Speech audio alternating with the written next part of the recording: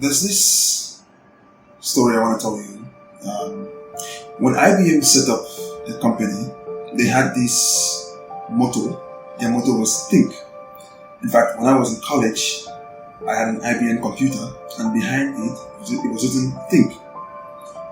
Later on, when Steve Jobs came up with Apple, he looked at IBM's motto and decided to innovate their motto into his own motto. And Apple's motto became think different.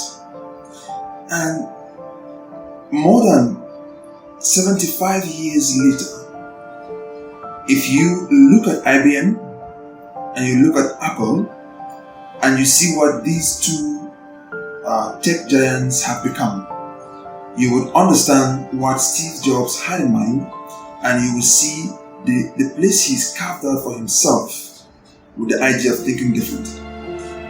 You see, smart people think, but successful people think different. We have a world today where everybody says, well, you need to know somebody to succeed, you need to be part of some group to succeed. But the truth is, you can be that one person among 10,000 that will not just think, but think differently. You can start a 50th restaurant on the same street, and that restaurant will be the one that will be different from the other 49 restaurants that exist on that same street. Thinking different is so important.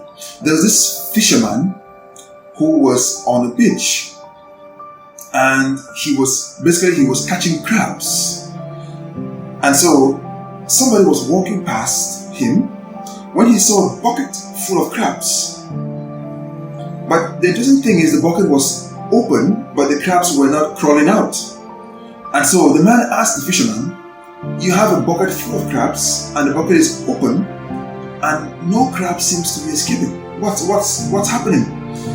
And so the fisherman tells him, as long as the crabs are in that bucket together, no crab will crawl out.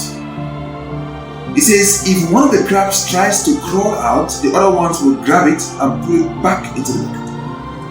And it struck a chord, because basically most of us live today with the crab mindset. We live in this bucket, and the bucket is now closed, the potential is open, the possibilities are limitless, but we have refused to crawl out of the bucket.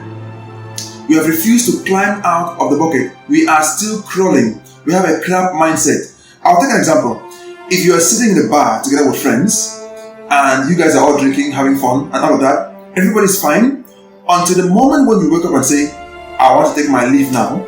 The other members of the group will say something like, why are you going so soon? Why so early? Why do you want to leave now? That's the crab mindset. They don't want you to walk away from that group. They don't want you to go and do something different from what they're doing.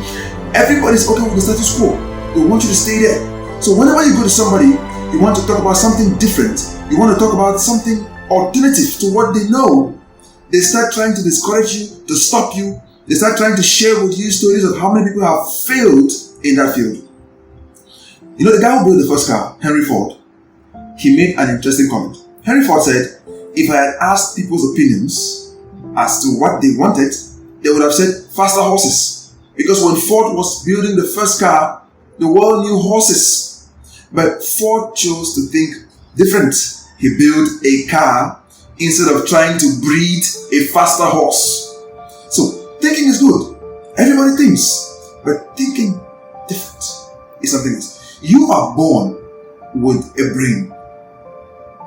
But you need to be able to change that brain into a mind. When you think, you use your brain. But when you think different, you're using your mind. So, everybody has a brain, but you need to turn your brain into a mind by thinking different. And that's what Henry Ford did. And that's what all the game changers throughout history have always done and have been able to contribute to make this world a better place.